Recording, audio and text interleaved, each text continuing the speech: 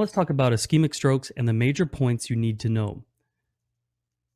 Ischemia means low blood flow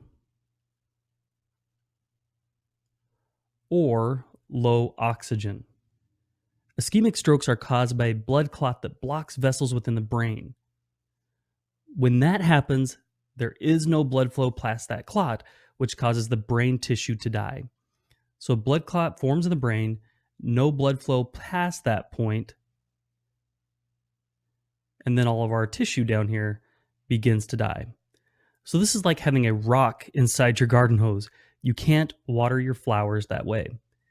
It only takes about 10 minutes without blood flow for brain tissue to die completely. So you can see how emergent this situation can be. Ischemic strokes represent 87% of all strokes in the US. So when a patient presents to the emergency room with a stroke, one of the first things we do is we get a CT scan.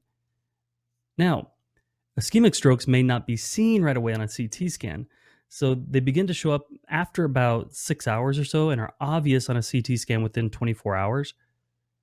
So you can see the scan right here, this darker area here showing that this tissue has no blood flow and that it's starting to die. This is a huge stroke here. You see how big this is. Now, if we suspect damage but can't see detail on a CT scan, we can get an MRI for better image. When a patient presents with the signs of a stroke, one of the first things we do is we get a CT scan. Now, we also check blood sugars, and we do just a thorough neuro assessment to make sure that it's not something else. It's not like diabetic coma, or they're not acting weird because of some other neurological issue. Since we can't see this scan, we assume stroke. And then we follow up with CT scans as we go, as this starts to appear later on. Now, hopefully that MRI will give us a better view, but if it doesn't, we aren't going to be able to see this for 24 hours. We obviously don't have that much time to treat, so we take our blood sugar, realize it's not, and we start treating stroke. Common risk factors for stroke are hypertension, diabetes, obesity, and atherosclerosis. Now, what do these disorders all have in common? They're all vascular issues, or they cause vascular damage. Now, just like we talked about in the cardiac lesson, any damage to the vessels can cause plaque to build up and clots to form, just like it's doing in this picture here. This could be a cardiac vessel, or this could be a neuro vessel. Patients with cardiac dysrhythmias like atrial fibrillation are also at risk for clots, as well as women taking oral contraceptives and people who abuse illicit drugs like cocaine. Now, these clots can form in the brain, or they could form somewhere else and travel to the brain. That's why it's such a concern when a patient has like AFib. We really want to prevent any clots from forming and any clots from traveling up to the brain. Now, we're going to talk about this in a little bit more detail when we get to the assessment lesson, but we want you to be aware that the specific presentation is going to be different for every patient depending on where the clot actually forms with this patient. Now, we have a great cheat sheet on this, so make sure you check it out. But this structure here is called the circle of Willis. It's the main structure feeding all the arteries of the brain.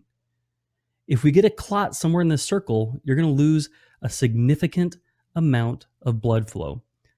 What you see here is as if there were a clot in the middle cerebral artery. You can see on the patient's left side that it's getting a little hazy and a little darker and a little bit less defined. You can see this tissue over here doesn't appear as defined as the patient's right side over here, right? It's just the opposite on a stroke. This is their left side, this is their right side. Now, this shows the beginning of a left MCA, middle cerebral artery stroke. The CT scan we saw on the first slide was actually a very, very, very severe right MCA stroke where it was eating up like that whole right side of the brain. So you can see how if it goes on for very much longer, it can cause more and more and more damage. We'll look in the therapeutic management lesson about what we do and how we try to stop it, but you can see how important it is to get started immediately with treatment. So remember, an ischemic stroke is a lack of blood flow to the brain caused by a blood clot in the cerebral vessels. The risk factors for stroke are anything that affect the integrity of the vessels or causes blood clots anywhere in the body. hypertension, DM, CAD, etc. The specific symptoms and presentation will depend entirely on where. So, just like in real estate, it's all about location, location, location. And that means everything to a stroke patient. So, make sure you check out the cheat sheet and the assessment lesson to learn a little bit more about that. All right, so those are the basics of ischemic stroke. Now, make sure you check out the rest of this module to learn more. I really want you to do the care plans and look at all the cheat sheets and everything, because at the end of the day, we want you to be the best nurses you can be, advocating for your patients and making sure they get the care they need. All right, guys, now go out and be your best self today. Happy nursing.